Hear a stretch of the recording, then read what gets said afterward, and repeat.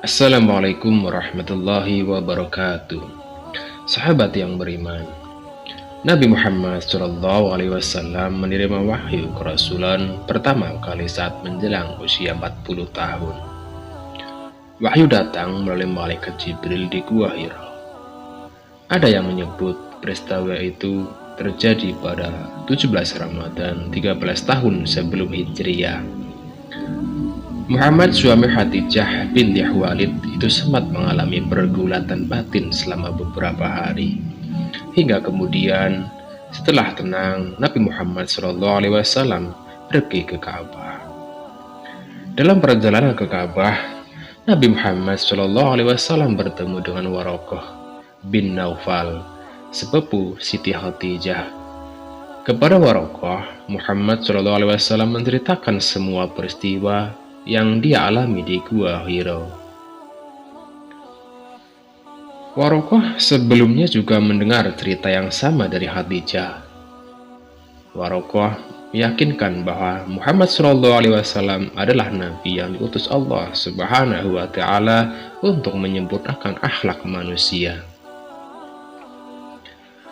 Kepada Muhammad SAW, Waraqah mengingatkan agar berhati-hati, sebab saat menyampaikan wahyu Allah Subhanahu wa Ta'ala, nantinya Muhammad bisa saja mendapat penolakan dari kaum kafir. Pastilah engkau Muhammad akan didustakan orang, akan disiksa, akan diusir, dan akan diperangi. Kalau sampai pada waktu itu aku masih hidup, pasti aku akan membela yang di pihak Allah dengan pembelaan yang sudah diketahuinya pula, kata Waraqah kepada Nabi Muhammad SAW. Nabi Muhammad SAW itu pun terbayang akan perjuangan menyampaikan wahyu Allah Subhanahu wa Ta'ala kepada kaum Quraisy. Mengajak kaum kafir Quraisy beriman kepada Allah bukanlah hal yang mudah, karena kaum Quraisy sangat kuat mempertahankan kebatilan mereka, bersedia berperang dan mati untuk mempertahankan kekafirannya.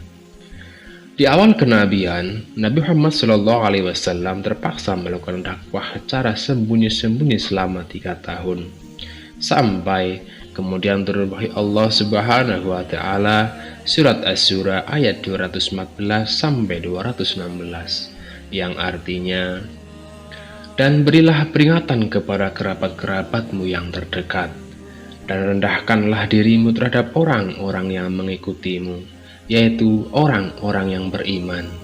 Jika mereka mendurhakaimu, maka katakanlah, sesungguhnya aku tidak bertanggung jawab terhadap apa yang kamu kerjakan.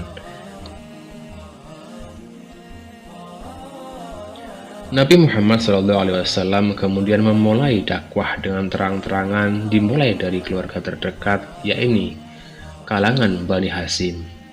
Namun di antara keluarga Bani Hashim, hanya Ali bin Abu Thalib yang mau beriman kepada Allah Subhanahu wa Ta'ala.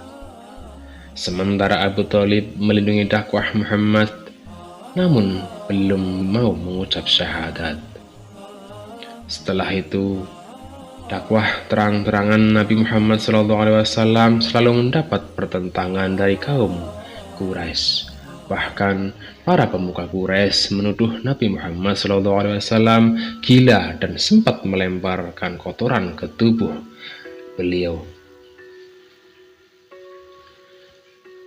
Termasuk yang menentang dakwah Nabi Muhammad SAW adalah sang paman Abu Jahal dan Abu Lahab. Bersama kaum kafir Quraisy, Abu Jahal dan Abu Lahab menentang habis-habisan dakwah Rasulullah dan mengintimidasi pengikutnya. Mereka khawatir ajaran yang dibawa Muhammad SAW bisa merusak agama nenek moyang kaum Quraisy, yakni menyembah berhala. Mereka pun melakukan segala cara untuk menolak dakwah Rasulullah dengan mencoba membunuhnya. Kaum Quraisy membujuk Abu Thalib dengan memberikan sejumlah uang tebusan untuk membiarkan Nabi Muhammad SAW dibunuh. Rencana pembunuhan dilakukan dengan melibatkan orang di luar suku Quraisy, sehingga tidak akan memecah perang saudara. Abu Thalib yang mendengar hal itu pun melihat tanda keseriusan Quraisy dalam memerangi dakwah Nabi Muhammad SAW. Ia pun bergegas memanggil semua keluarga Bani Hashim dan memberitahu rencana suku Quraisy. Mereka pun berupaya melindungi Rasulullah dari segala teror yang direncanakan. Kesulitan yang dihadapi oleh Rasulullah SAW ternyata juga terjadi pada keluarga Bani Hashim. Kaum Quraisy diketahui memboikot segala jual beli, pernikahan, dan hubungan sosial dengan Bani Hashim, sehingga mengakibatkan mereka kesulitan mendapatkan bahan makanan.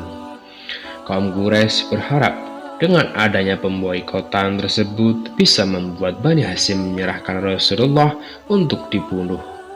Untuk itu, Abu Thalib memerintahkan seorang dari Bani Hashim tidur di ranjang Rasulullah sehingga menyerupai Nabi Muhammad SAW. Setelah berbagai kesulitan yang dialami Nabi Muhammad SAW dan pengikutnya di Makkah, turunlah perintah hijrah. Awal tujuan hijrah adalah ke negeri Habasyah atau Ethiopia, namun turun perintah agar umat Islam hijrah ke Madinah. Wallahu a'lam.